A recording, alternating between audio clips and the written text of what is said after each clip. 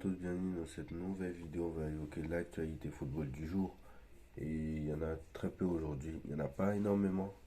Donc voilà. Donc il y en a très peu aujourd'hui.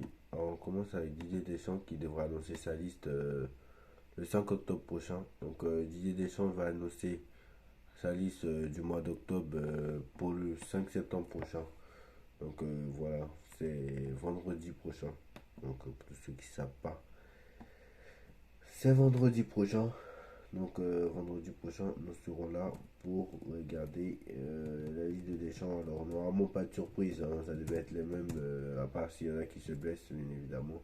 Ça peut toujours arriver. Alors pour rappel, le calendrier, hein, parce que il y a un match amical, je crois si je ne me trompe pas. Il y a un match amical contre l'Écosse le 17 octobre. Et il y a un match le 13 octobre. Avant ça, hein, le 13 octobre. Donc il y a un match le 13 octobre sur le terrain des Pays-Bas. Il y a un match le 17 octobre en France face à l'Écosse. Donc c'est un match amical, hein, pour rappel, hein. Donc pour rappel, le dernier match, la France a perdu sur le score de 2 buts à 1 contre l'Allemagne, hein. Pour rappel aussi, oui, parce que c'est toujours important de le rappeler. Pour rappel aussi, alors, j'ai pas ça du tout. Pour rappel aussi, l'équipe de France est leader du classement et bien sûr leader de son groupe, mais avec 0 but encaissé à l'appui, bien évidemment. 0 but encaissé en qualification. Donc voilà. Ensuite, hein, le Real Madrid est très attentif à la situation de Osimhen pour ce mercato d'hiver. Alors c'est vrai que oui, d'accord. Mais moi je pense que De Laurentiis ne va pas le vendre. De Laurentiis ne va pas du tout le vendre. Déjà qu'il a dû en affaire l'été prochain, l'été dernier, pardon, il voulait rien savoir. Mais alors cet été, je pense qu'il ne voudra rien savoir encore. Et cet été, je pense qu'il ne voudra rien savoir et encore moins cet hiver, hein, parce que Naples joue la Ligue des Champions. Je peux vous dire que si Naples termine deuxième et en plus le Real Madrid, c'est la situation de semaine. Alors le Real et Naples s'affrontent, je crois, la semaine prochaine si je ne me trompe pas. Le Real et Naples s'affrontent la semaine prochaine si je ne me trompe pas en Ligue des Champions. Donc je pense pas que les De Laurentiis doivent la vendre même cet hiver, hein. Parce que si jamais le Real termine premier, et je pense que ça sera le cas, donc le Real joue à Naples le mardi 3 octobre, hein, donc ça sera mardi là. Donc si jamais le Real Madrid termine premier et eux terminent deuxième et que le Naples tombe sur le Bayern par exemple en huitième ou City, ils vont jamais laisser partir aux humains l'hiver, hein, parce qu'ils ont besoin de lui. Donc ça va être très très compliqué.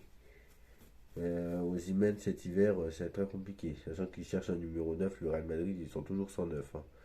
Mais ils sont toujours 109, hein. Et Bellingham qui marque tous les buts, ok. Mais pas contre de grandes équipes, hein, parce que pour l'instant il marque tous les buts, d'accord, moi je veux bien. Mais contre. Il a marqué un but en Ligue des Champions contre le Bayer Leverkusen, si je ne me trompe pas. Et contre l'Union de Berlin, si je ne me trompe pas. Mais l'Union de Berlin, c'est l'Union de Berlin. Contre l'Atlético Madrid, strictement rien montré. Donc voilà. Donc il peut pas rester 109. C'est pas possible. Le Real Madrid, le meilleur club du monde, va rester 109 parce que moi je pense qu'ils vont se faire une huitième de finale si jamais il n'y a pas de numéro 9. J'ai pas peur de le dire. Je prends un risque, hein, mais j'ai pas peur de le dire. Parce que toutes les grandes équipes ont un numéro 9. Le Bayern a un 9, le Paris Saint-Germain a un 9, le Barça a un 9, le Manchester United même a un 9. Donc voilà, c'est le Real, la seule grosse équipe qui n'a pas de 9. Donc voilà, ça peut être compliqué. Un match amical aura lieu entre les stars de Riyad Season de la Saudi Pro League et Manchester City, qui aura lieu au Boulevard All Stadium. Donc il y aura notamment Messi, Ronaldo, Neymar, tous les trois dans la même équipe. Donc voilà, toujours encore en train de voilà, organiser des matchs comme ça qui normalement devraient se jouer l'été en match de préparation, mais bon, je sais pas ce que ça vient faire en plein milieu de la saison. Donc voilà. Donc c'est un match amical, donc je pense qu'il aura lieu vers janvier. Et c'est ça du choix. Je pense qu'il aura lieu vers janvier et je pense pas que ce sera au mois de juillet ou au mois d'août. Alors, Keylor Navas a été invité Keylor Navas a invité tous les joueurs du PSG chez lui lors du barbecue afin de souder l'équipe. Tous les joueurs parisiens étaient présents. Donc voilà, ça c'est très très bien. Donc c'est très très bien Keylor Navas qui continue à s'intégrer au club et je pense que manque de respect envers Keylor Navas que moi j'adore, hein. Un manque de respect envers Keylor Navas juste parce qu'on a eu Donnarumma, il fallait garder Keylor Navas juste autant qu'il soit au niveau et le mec a perdu confiance. On a perdu confiance un peu, donc voilà, il est passé au second plan. Alors d'accord, moi je veux bien. Après, c'est vrai que Nasser avait dit plus de joueurs de 37 ans, plus de vieux joueurs. Mais voilà, mais tant qu'ils sont performants, les mecs, moi pour moi, il faut les garder. Donc qu'il ait 40 ans, tant qu'il est performant, moi ça pose pas de problème. Surtout que Donnarumma est encore jeune et il avait le temps de prouver. Donc voilà, le PSG aussi cherche une porte de sortie à Hugo Ekitike pour le mercato hivernal. Mais moi je pense qu'il va rester, hein. C'est ça rien de. Luis Campos a fait une erreur. Il doit l'admettre. D'ailleurs hier on a dit que Luis Campos ne sera plus aussi menacé qu'il était dans les mois précédents, notamment le recrutement de Manuel Ugarte qui, qui l'a sauvé. Mais est-ce que réellement c'est le recrutement de Manuel Ugarte, d'accord. Mais Ugarte, il est bon au mois de septembre. Mais moi, j'aimerais voir son niveau. S'il a le même niveau au mois de mars, c'est bien. S'il a le même niveau au mois de février, c'est très très bien. S'il a moins de niveau au mois d'avril, c'est très très bien. Voilà. Parce que moi, je veux bien. Mais s'il s'éteint comme Vitinha au bout de 2 mois, c'est pas la peine. Voilà. Parce que Vitinha au PSG, les 2 premiers mois, c'était bon. Mais après, il s'est éteint. Comme tous les autres. Donc voilà. Donc moi je veux bien, mais bon, voilà. Donc Deschamps qui annoncera sa liste le 5 octobre prochain, je pense qu'on devrait retrouver les mêmes. Euh, oui, il y a. Alors, la compro probable pour Clermont. Alors, parce que Clermont, le match de Clermont, très clairement, ça va être un match. Alors, est-ce que ça va être un match piège? Non, je ne pense pas. Parce que Clermont est dernier du championnat, Clermont n'a rien gagné encore. Clermont est dernier du championnat, donc je pense que il n'y a pas de souci. On doit gagner normalement 3-4-0. C'est pas être prétentieux, loin de là. Mais le match est à 17h. Moi, je pense que on doit gagner minimum 3-4-0 avec du beau jeu, victoire obligatoire, comme à tous les matchs. Et bien préparer ce match de Newcastle. Et d'ailleurs, moi, je pense qu'il faut mettre ses meilleurs joueurs sur le banc. C'est ce que Luis Enrique apparemment va faire. Alors, on va vous dire la compo parce que comme on est à 2 jours du match, la compo n'est pas sûre. Si le match était demain, je pense que la compo aurait été un peu plus sûre. Alors, moi j'ai Aki et Donnarumma dans les buts. Hakimi à droite, mais Mukele pourrait jouer. Donc c'est marqué ou Mukele, donc on verra. Marquinhos, c'est sûr qu'il jouera. Skriniar ou peut-être Danilo, on verra. Lucas Hernandez, lui c'est sûr qu'il jouera. De toute façon, t'as pas le choix. Mais moi je pense qu'il faut le laisser sur le banc. Je me dis pourquoi. Zaïre Emery ou Fabien Ruiz au milieu. Ugarte et Vitinha, ça change pas. Donc au milieu droit, on pourrait retrouver Ruiz à la place de Zaïre Emery. Dembélé à droite, Ramos dans l'axe, Colomboigny ou Kylian Mbappé. Donc il y a beaucoup d'incertitudes sur ce match, d'accord. Mais moi, ça c'est la compo de l'équipe, hein. C'est la compo de l'équipe. Mais bon, est-ce que Moi, honnêtement, la compo que je mettrais contre Clermont, je mettrais Donnarumma dans le but. Je mettrais Mukele à droite parce qu'il a besoin de retrouver du temps de jeu et qu'Hakimi doit se reposer. Hakimi a enchaîné les matchs, donc moi je pense qu'il doit se reposer. Donc Hakimi, je pense que je le mettrai sur le banc. Oui. Marquinhos, ok. Skriniar, moi je pense que je le mettrai sur le banc aussi. Je mettrai Danilo à la place. Parce que même s'il est là, le mec au niveau de l'impact physique va tenir. Donc ça permettra aussi de reposer Danilo Pereira. Lucas Hernandez, moi je le mettrai sur le banc aussi.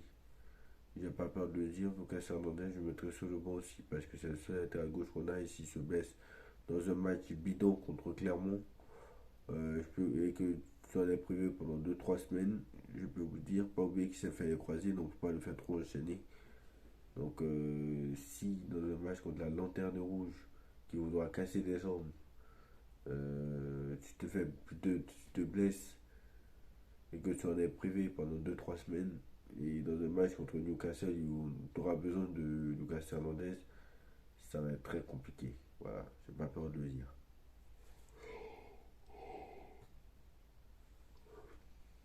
Bon, Emery au milieu, c'est vrai que moi j'aurais mis Ruiz pour le faire souffler. Ugarte, c'est l'infatigable Ugarte, mais moi je pense que je vais le mettre quand même parce que Ugarte, Vitinha, je vais les mettre. Mais Ugarte, je vais le mettre parce que lui, il est indispensable au milieu et il porte l'équipe à lui tout seul. C'est trop dépendant de Ugarte, cette équipe, parce que Ugarte n'était pas là vendredi, on a vu ce qui s'est passé. Bon, mais sur vendredi dernier. Euh, Ensuite, je mettrai Dembélé à droite. Lui, de toute façon, il fait pas de but, mais pas de passe ici. Donc, bon, après, il a fait sa première passe ici contre Marseille. Ramos, je le mettrai. Parce que Ramos, normalement, lui, c'est un attaquant solide. Normalement, il joue pas. Quoi qu'il en soit, il sera titulaire, je pense, mercredi. Lucas Asensio, normalement, ne reviendra pas avant la prochaine trêve internationale. Et Colomani après la prochaine trêve nationale plutôt. Donc fin octobre. Et Colomani à, à gauche. Donc Colomani remplacera Kylian Mbappé normalement. Ou Mbappé pour être titulaire, on ne sait pas. Ce n'est pas encore sûr hein, cette compo. Donc sur Mbappé, il y a des certitudes. Mais moi, je pense qu'il faut le laisser sur le banc ou même en tribune. Je pense qu'il ne doit pas faire le voyage. S'il y a un petit doute, mettez-le sur le banc. Tu n'as pas besoin de Kylian Mbappé pour battre Clermont. Avec tout le respect que j'ai pour Clermont, tu n'as pas besoin de Mbappé pour battre Clermont. Clermont, c'est leur troisième saison dans l'histoire de la Ligue 1. Voilà. De l'histoire de Clermont, Clermont, c'est la troisième saison de l'histoire de la Ligue 1. De la Ligue 1. Ils sont arrivés en 2021. Je ne me trompe pas, en finissant deuxième derrière 3. Enfin, si je ne me trompe pas cette année-là. 2021-22 pour la première saison, ils finissent 17e. L'année dernière, je crois, ils finissent 8e. Là, ils sont derniers. Donc, pour moi, t'as pas besoin de Mbappé pour battre Clermont. Et t'as plus besoin d'Mbappé contre Newcastle que contre Clermont. Donc, voilà, j'ai pas peur de le dire. Donc, pour moi, il faut laisser Mbappé sur le banc.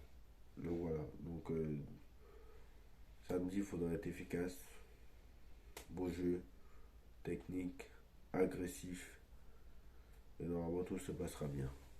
En tout cas, voilà. Dites-moi en commentaire ce que vous en pensez. Donc, pour rappel, je vous remets le lien du live des vendredis en description. Demain, je sais toujours pas si je vais faire un live. Mais normalement, oui, parce qu'il y a les matchs de ce week-end et qu'il y a de gros matchs ce week-end. Notamment la Ligue des Champions. Donc, il y aura un live vendredi. Donc, là, c'est confirmé. Il y aura bien un live vendredi parce que il y aura des gros matchs ce week-end. Bon, après, j'ai pas regardé hein, le programme de ce week-end. Il y a des matchs ce week-end. Il y a des matchs en Ligue des Champions. C'est tellement de très gros matchs, notamment PSG Newcastle, Milan Dortmund, etc. Dites-moi en commentaire ce que vous en pensez. On like, on partage, on commente, on s'abonne. On se retrouve très très vite pour une nouvelle vidéo.